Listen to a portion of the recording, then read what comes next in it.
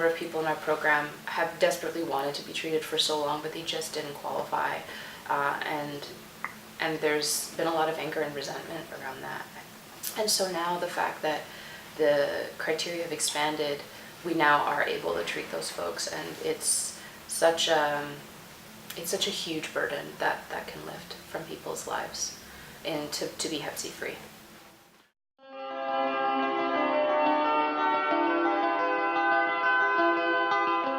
One of the exceptions to the criteria is that if you're a woman of childbearing age who intends to get pregnant, that you can get treated. And that's a really important thing, because before, if your liver was healthy, you couldn't get treated even if you wanted to have a baby. And for women who are pregnant with Hep C, there is approximately a 5% chance of transmitting it to your infant, especially during the labor process. So that's a lot of weight to carry, and women are, mothers are already under a lot of pressure to be perfect. So, and to not, harm the fetus or the infant. So I think that takes a lot of pressure off people worrying, wanting to get pregnant, but wanting to get treated before they get pregnant. So we've definitely encountered that in our program.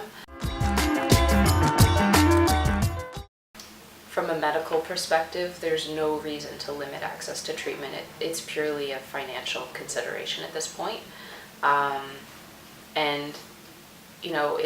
Governments are struggling with the very high costs of these medications. So the companies that produce the medications have set a very high price tag on them. And as a result, governments, I think, feel like they have to ration out these medications. But we don't see that so much with other illnesses. So I think it's partly because hepatitis C has been neglected for so long that there's this,